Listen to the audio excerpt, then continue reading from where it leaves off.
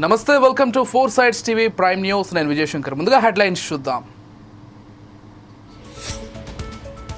పన్నులు మాకు, సొమ్ములు వాళ్లకు.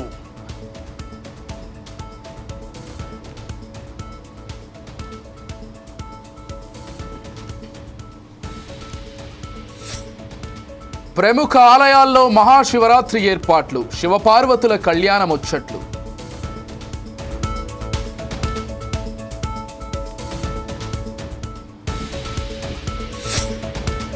ఎన్నికలు పారదర్శకంగా జరపాలి, అధికారులకు శిక్షణా కార్యక్రమం.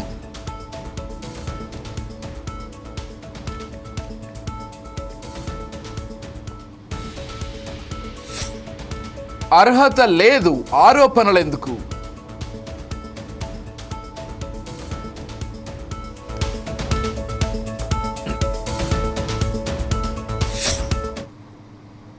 వివరాల్లోకి వెళ్తే, వైసీపీని ప్రతిపక్షంగా గుర్తించాలంటూ ఏపీ బడ్జెట్ సమావేశాల్లో గవర్నర్ ప్రసంగం సమయంలో వైసీపీ సభ్యులు నినాదాలు చేశారు. దాదాపు 11 నిమిషాల పాటు గవర్నర్ ప్రసంగాన్ని అడ్డుకునే ప్రయత్నం చేసిన వైసీపీ సభ్యులు ఆ తర్వాత సభ నుంచి వాకౌట్ చేశారు. వైసీపీ డిమాండ్పై డిప్యూటీ సీఎం పవన్ కళ్యాణ్ మాట్లాడుతూ కీలక వ్యాఖ్యలు చేశారు. ప్రతిపక్ష హోదా అనేది ముఖ్యమంత్రి స్పీకర్ ఇస్తే తీసుకునేది కాదని, ఆ హోదా ప్రజలు ఇస్తారని పవన్ చెప్పారు. వైసీపీకి ప్రజలు కేవలం 11 సీట్లు మాత్రమే ఇచ్చారని, రాష్ట్రంలో రెండో అతిపెద్ద పార్టీ జనసేన అని, జనసేనకు వచ్చినన్ని సీట్లు కూడా వైసీపీకి రాలేదని ఎద్దేవా చేశారు. జనసేన కంటే 1 సీటు ఎక్కువ వచ్చిన ప్రతిపక్ష హోదా వచ్చేదని అన్నారు. ప్రతిపక్ష హోదా ఇవ్వకపోతే సభను అడ్డుకుంటామంటే కుదరదని పవన్ అన్నారు. సభకు వచ్చిన వెంటనే ఆందోళన చేయడం వైసీపీ దిగజారుడుతనానికి నిదర్శనమని విమర్శించారు. ప్రత్యేక హోదా ఇవ్వడానికి నిబంధనలు ఉన్నాయని అన్నారు. గవర్నర్ ప్రసంగానికి అడ్డు తగలడం సభా మర్యాదను ఉల్లంఘించడమే అన్నారు. వైసీపీ నేతలు హుందాగా వ్యవహరించడం నేర్చుకోవాలని చెప్పారు. వాళ్ళు ప్రభుత్వం ఫామ్ చేస్తారు, వాళ్ళకంటే నెక్స్ట్ స్టేజ్ ఎవరికైనా ఉంటే వాళ్ళకి ప్రతిపక్ష హోదా ఇస్తారు. అంతేగాని గతంలో మేము ప్రభుత్వాన్ని పరిపాలించాం కాబట్టి మా ప్రతిపక్ష హోదా ఎవరికి ఇవ్వరు. కనీసం జనసేన కంటే కూడా 1 సీట్ ఎక్కువ ఇచ్చినా కానీ వాళ్ళకి ప్రతిపక్ష హోదా దక్కేది. ఈ రోజున ప్రభుత్వంలో సెకండ్ లార్జెస్ట్ పార్టీ జనసేన. దాన్ని ప్రజల దృష్టికి తీసుకొద్దాం. వైసీపీ నాయకులు వాళ్ళు చేస్తుంది ఏంటంటే, మాకు ప్రతిపక్ష హోదా ఇస్తే తప్ప మేము అసెంబ్లీలో అడుగు పెట్టాం, లేదంటే ప్రసంగాలను అడ్డుకుంటాం. ఇది సరైన మెసేజ్ బయటికి వెళ్దాం. ఏపీ బడ్జెట్ సమావేశాలు ఈ ఉదయం ప్రారంభమయ్యాయి. ఈ సందర్భంగా ఉభయ సభలను ఉద్దేశించి గవర్నర్ అబ్దుల్ నజీర్ ప్రసంగించారు. ఎన్నికల్లో తమ ప్రభుత్వానికి ప్రజలు తిరుగులేని మెజారిటీ ఇచ్చారని తెలిపారు. గత ప్రభుత్వ పాలనలో ఎంతో నష్టపోయారని అన్నారు. గవర్నర్ ప్రసంగం చెబుతూ ఉండగానే జగన్, ఇతర వైసీపీ సభ్యులు సభ నుంచి వాకౌట్ చేశారు. వైసీపీకి ప్రతిపక్ష హోదా ఇచ్చే ఆలోచన ప్రభుత్వానికి లేదని జగన్ విచారం వ్యక్తం చేశారు. తాను మరో 30 ఏళ్లు రాజకీయాల్లో ఉంటానని ధీమా వ్యక్తం చేశారు. 2028 ఫిబ్రవరి జమిలీ ఎన్నికలు వస్తాయని వెల్లడి చేశారు. ఏపీ బడ్జెట్ సమావేశాలు బహిష్కరించాలని వైసీపీ అధినేత జగన్ నిర్ణయించారు. జగన్, ఇతర వైసీపీ సభ్యులు అసెంబ్లీకి హాజరైన సంగతి తెలిసిందే. వైసీపీకి ప్రతిపక్ష హోదా ఇవ్వాలంటూ సభలో ఆ పార్టీ సభ్యులు నిరసన చేపట్టారు. అనంతరం సభ నుంచి వాకౌట్ చేశారు. Global giants like Google, ArcelorMittal steel company, Tata power, Greenko group, BPCL, TCL and others with massive investments.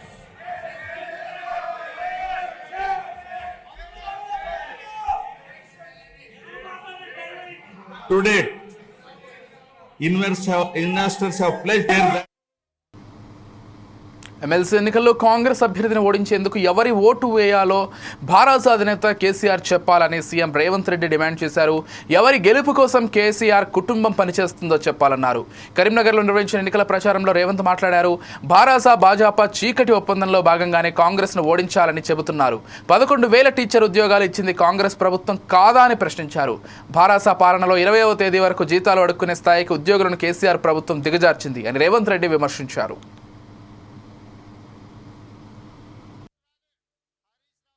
నాకు తెలిసి పట్టభద్రుడే అని నేను అనుకుంటున్నా. మీ 4 ఓట్లు ఎవరికి వేయదలుచుకున్నారు, మీరు ఎవరికి మద్దతు ఇస్తున్నారని చెప్పి నేను ఈ వేదిక మీద నుంచి అడుగుతున్నా. ఇవాళ ఈ రహస్యం ఏంది, ఈ గూడుపుటాని ఏంది, మీరు ఢిల్లీలో చేసిన మంతనాలు ఏంటివి అని చెప్పి ఈ రోజు ఈ వేదిక మీద నుంచి అడుగుతున్నా నేను. అదే విధంగా 2023 డిసెంబర్లో జరిగిన ఎన్నికల్లో మీ అధికారం కోల్పోయారు. 2024 పార్లమెంట్ ఎన్నికల్లో 8 సీట్లలో మీకు డిపాజిట్లు పోతే బీజేపీ వాళ్ళు 8 సీట్లలో గెలిచిండ్రు. మీ డిపాజిట్లు పోతే ఎట్లా, అవే సీట్లలో బీజేపీ వాళ్ళు గెలుస్తారు ఎట్లా? గింత లెక్క మా తెలంగాణ 4 కోట్ల ప్రజలకు అర్థమైతలేదా? ఇవాళ మీరు మీ డిపాజిట్లు ఒడగొట్టుకొని మీ ఓట్లను బీజేపీ వాళ్ళకి వేపించి బీజేపీ వాళ్ళని గెలిపించారు. సరే, మీరు చీకట్లో ఏం మాట్లాడుకున్నారో, మీరు చీకట్లో ఏం అల్లై బల్లై చేసుకున్నారో నేను అడగదలుచుకోలే. మరి బీజేపీ వాళ్ళు గెలిచి ఇవాళ 8 మంది ఎంపీలు గెలిచిండ్రు. ఆదిలాబాద్ నుంచి గెలిచిండ్రు, నిజామాబాద్ నుంచి గెలిచిండ్రు, కరీంనగర్ నుంచి గెలిచిండ్రు, మెదక్లో గెలిచిండ్రు. ఇవాళ 4 ఎంపీలు ఉన్నారు, దాదాపుగా 7 మంది ఎమ్మెల్యేలు ఈ ప్రాంతం నుంచే ఉన్నారు బీజేపీ వాళ్ళకు. మరి మోడీ నుంచి ఏమి తీసుకొచ్చిర్రని నేను అడుగుతున్నా. ఇవాళ మిమ్మల్ని 8 మంది ఎంపీలను 8 మంది ఎమ్మెల్యేలను గెలిపిస్తే తెలంగాణ రాష్ట్రానికి మీరు తెచ్చిందేంది, మోడీ తీసుకొచ్చి ఇచ్చిందేందని నేను ఈరోజు మిమ్మల్ని అడుగుతున్నా. కేవలం మా ఓట్లు కావాలి, మేము ఇచ్చే సీట్లు కావాలి, మీరు ప్రధానమంత్రులు కావాలి, లేకపోతే మీరు మంత్రులు కావాలి. కానీ మరి తెలంగాణ ప్రజలకు మీరు ఇచ్చేదేంది, మిమ్మల్ని నమ్మేది ఎట్లా అని నేను అడుగుతున్నా. ఇవాళ మళ్ళా ఓట్ల కోసం వచ్చారు పట్టభద్రులలో. ఏం చేస్తారు మీరు? ఏం చేసిండ్రు ఈ 12 ఏళ్లలో? నరేంద్ర మోడీ గారు ప్రధానమంత్రి అయ్యి 11 సంవత్సరాలు దాటి ఇవాళకి 12 సంవత్సరాలు అవుతున్నది. ఈ 12 సంవత్సరాలలో తుమ్మిడేటి దగ్గర ఈ రోజు ప్రాజెక్టు కట్టుకోవడానికి గోదావరి జలాలకు మహారాష్ట్ర నుంచి మీరు అనుమతి ఇప్పించిండ్రా? ఒకవేళ తుమ్మిడేటి దగ్గర ప్రాజెక్టు కట్టనికే మహారాష్ట్ర అనుమతి ఇచ్చినుంటే ఇవాళ ఆదిలాబాదు జిల్లా 1.5 ఎకరాలు సస్యశ్యామలమై పసిడి పంటలు పండుతుండే. ఆదిలాబాదు బిడ్డలు, ఆదివాసీలు ఇవాళ వాళ్ళ బతుకులలో వెలుగు వస్తుండే. Fibre net chairman GV Reddy తన పదవికి రాజీనామా చేశారు. అలాగే టీడీపీ పార్టీ పదవులను కూడా వదులుకుంటున్నట్లు ఆయన తెలిపారు. వ్యక్తిగత కారణాలతోనే రాజీనామా చేస్తున్నట్లు వెల్లడించారు. ఇకపై పూర్తిగా న్యాయవాద వృత్తిలో కొనసాగుతారని ప్రకటించారు. కాగా fibre net MD IAS Dinesh Kumar అవినీతికి పాల్పడ్డారని జీవీ రెడ్డి ఆరోపించారు. దీనిపై జీవీ రెడ్డిని సీఎం చంద్రబాబు మందలించినట్లు సమాచారం.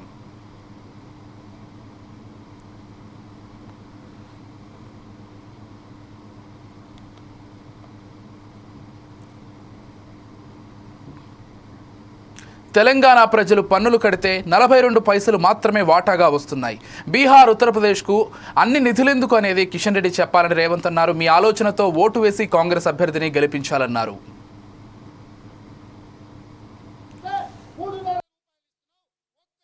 మేము పన్ను చెల్లిస్తే 42 పైసలే మా తెలంగాణకి ఎందుకు వస్తున్నాయి? మా సొమ్ము మీరు దొంగిలించిండ్రా, మీ సొమ్ము మాకిచ్చిండ్రా? లెక్కలు తేల్చుకుందామా కిషన్ రెడ్డి? చర్చకు సిద్ధమా? బీహార్, ఉత్తరప్రదేశ్ కి అన్ని నిధులు ఎందుకు? నా 4 కోట్ల తెలంగాణ ప్రజలకి అన్యాయం ఎందుకు అని నేను కిషన్ రెడ్డిని సూటిగా అడగదలుచుకున్నా. ఇవన్నీ ఎందుకు ప్రస్తావిస్తున్నా అంటే, చదువుకున్న విఘ్నులైన పట్టభద్రులు ఇవన్నీ ఆలోచన చెయ్యండి. భావోద్వేగాలకో లేకపోతే వాళ్ళు ఏదో అబద్ధాలు చెప్తే అబద్ధాల ప్రేరణలో మీరు నిర్ణయాలు తీసుకోకండి. మీరు విఘ్నులు, మీరు చదువుకున్నోళ్ళు, మీరు డాక్టర్లు, మీరు లాయర్లు, మీరు ఇంజనీర్లు, మీరు పట్టభద్రులు. మీ ఓటుకి ఎంతో విలువ ఉంది, మీ ఆలోచనకి ఎంతో పదునుంది.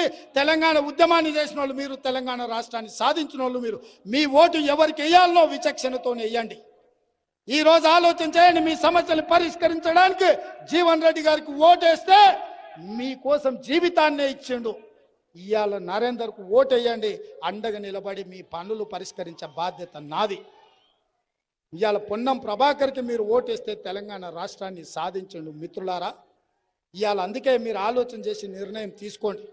ఈ ఒక ఎమ్మెల్సీతోని ఈ ప్రభుత్వానికి వచ్చిన కష్టం లేదు, నష్టం లేదు. పట్టభద్రుల ఓటర్లలో ఉన్న ఓట్లు 50% ఒక్క కరీంనగర్ జిల్లాలోనే ఉన్నాయి. మీరు మీ బిడ్డను ఆశీర్వదించండి, మీ బిడ్డను గెలిపించండి. మీ సమస్యలు పరిష్కరించే బాధ్యత నేను తీసుకుంటా, మీ సోదరుడు. కానీ మీ అందరికీ తెలియజేస్తూ మీ దగ్గర సెలవు తీసుకుంటున్నా. మీ అందరిని కూడా మనస్ఫూర్తిగా అభినందిస్తున్నా. గెలిపించండి, మీ సమస్యల్ని పరిష్కరించుకోండి. మీ ఓటే మీ ఆయుధం.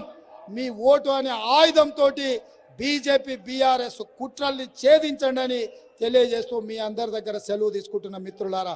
₹1 ఉత్తరప్రదేశ్ ఇస్తే 3.5 రూపాయలు ఇస్తున్నావు.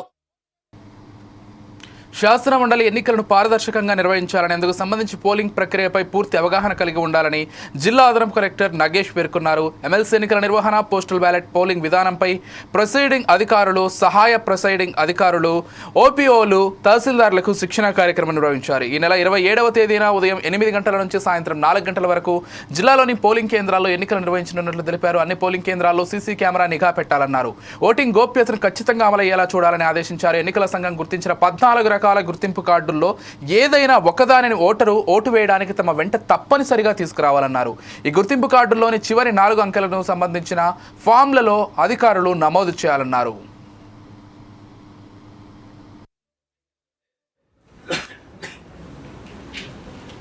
మన బ్యాంక్ పేపర్ పెద్ద ఉంటుంది, ప్రాక్టీస్ కాంప్లెక్స్ ఇది కడుతుంది మొత్తం 50 కాంటెక్ట్ కాబట్టి 1 2 3 4 5 4 కంపార్ట్మెంట్ ఉంటాయి. 4 కంపార్ట్మెంట్ ఉంటాయి. ఏ కంపార్ట్మెంట్ ఆ కంపార్ట్మెంట్ ఫోల్డ్ చేయాలి. అది మనకు ఆడియో నసాబుల్ గారు, ఏఆర్ఓ గారు నాకు చెప్తారు ఎలా ఫోల్డ్ చేయాలి, ఎలా ఫోల్డ్ చేసి వాళ్ళకి ఇవ్వాలి. ఓటర్ ఇస్తే అదే విధంగా ఫోల్డ్ చేసుకొని వచ్చేసి వాళ్ళకి పాస్ చేసుకోవాలి. అది ఇంపార్టెంట్, అదొకటి చూసుకోండి. మహాశివరాత్రి పర్వదినం సందర్భంగా ప్రముఖ ఆలయాల్లో ఒకటైన అమరావతిలోని బాలచాముండికా సమేత అమరేశ్వర స్వామి ఆలయంలో ఏర్పాట్లు పూర్తయ్యాయి. క్రోధినామ సంవత్సరం మాఘమాస బహుళ త్రయోదశి సమయంలో మహాశివరాత్రి పర్వదినాన్ని కన్నుల పండుగగా జరుపుతుంది. సుదూర ప్రాంతాల నుండి భక్తులు శివరాత్రికి అమరావతికి విచ్చేస్తారు. భక్తులకు ఎటువంటి ఇబ్బందులు లేకుండా ఏర్పాట్లు చేశారు. కృష్ణానదిలో నీరు తక్కువగా ఉండడంతో భక్తులు జల్లు స్నానాలు ఏర్పాటు చేశారు. శివరాత్రి రోజు తెల్లవారుజాము నుంచే భక్తులు ఎక్కువ సంఖ్యలో వచ్చే అవకాశం ఉండడంతో క్యూ లైన్లో ఇబ్బంది లేకుండా చేస్తున్నారు. జాగారం చేసే భక్తులకు ఎటువంటి అసౌకర్యం కలగకుండా చూస్తున్నారు. 27న జరిగే స్వామివారి దివ్య రథోత్సవం పోలీసు బందోబస్తు మధ్య జరగనుంది.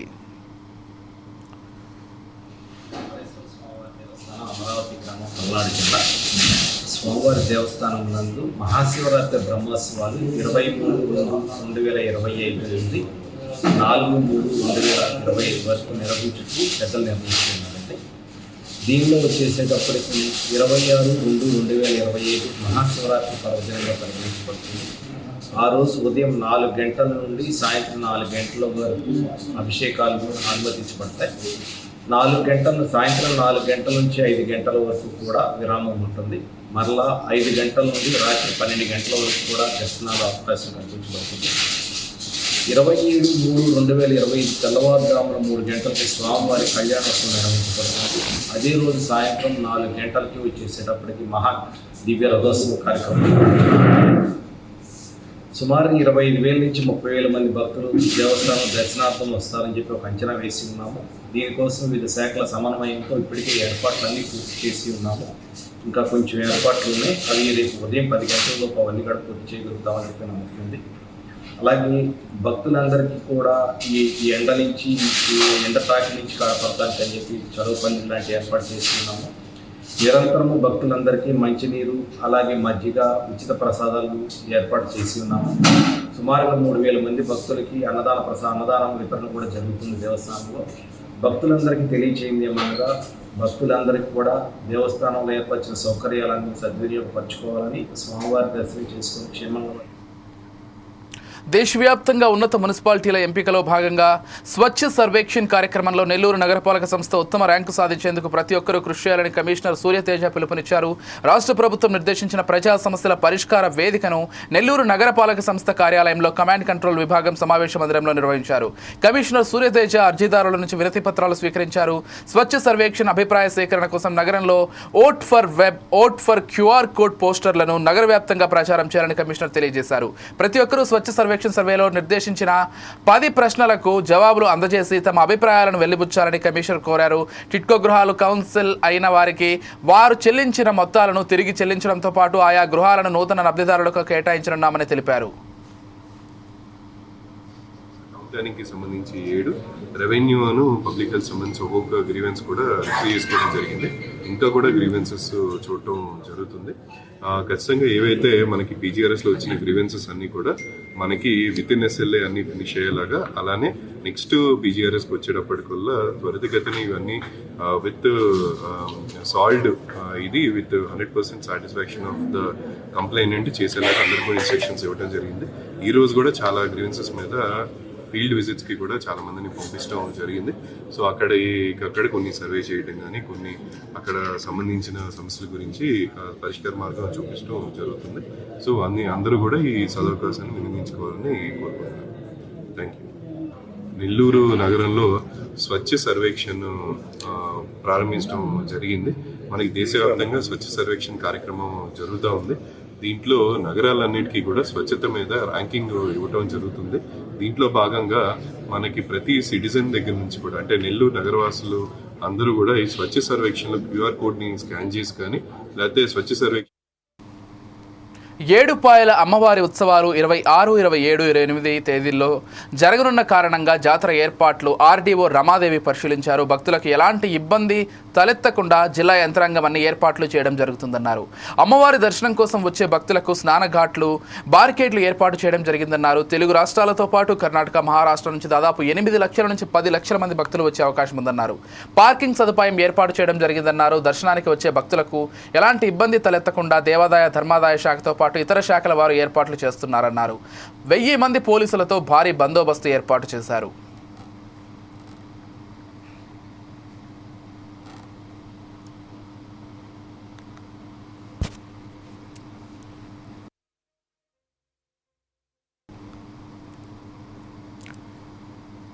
విశాఖపట్నం గోపాలపట్నం ఇందిరానగర్లో యువకుడు ఆత్మహత్య చేసుకున్నాడు.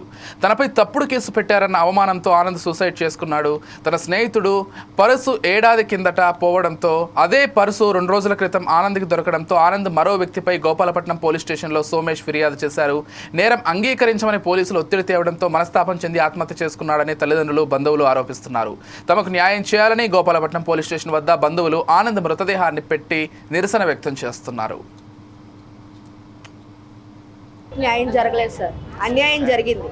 అది సంవత్సరం కింద పర్సులో 25,000 పెడితే ఇప్పుడు వరకు ఎవరు సార్ చూసుకోకుండా ఉంటారు? ఏ ఆటో వాడు సార్ చూసుకోకుండా ఉంటారు? ఇప్పుడు వరకు 25,000 ఎవరు సార్ ఈ రోజులో 1000 రూపాయలు పోతే అడుగుతున్నారు. 25,000 అలా వదిలేస్తారు. ఒకవేళ తీసుకుంటే ఎంక్వైరీ చేయాలి వీధిలో, ఎవడు అలాంటి చూసి తీసుకొని వచ్చి అప్పుడు కంప్లైంట్ ఇవ్వాలి. ఏ కంప్లైంట్ లేదు, తీసుకెళ్ళి పక్కన కూర్చోబెట్టి ఇష్టసరంగా మాట్లాడి నువ్వు 10,000 నువ్వు ఇవ్వకపోతే చెప్పకూడదు, తినిపిస్తాను ఇలాగ అని చెప్పి సార్ ఇప్పటికి కూడా మేము న్యాయం చేయమంటే తీసుకెళ్ళి అంత్యక్రియలు చేయండి, మీ తర్వాత చేస్తారు అంటున్నారు సార్. ఏంటి సార్ మాకు చేశారు? తప్పు చేయలేదు కాబట్టి ఆడు చచ్చిపోయాడు, తప్పు చేసినాడు దాక్కుంటున్నాడు లోపల, దేనికి ఉంచట్లేదు, మాకు అది బయటకు కూడా పంపించట్లేదు. మాకు న్యాయం కావాలి, మా పెద్దమ్మకి న్యాయం కావాలి.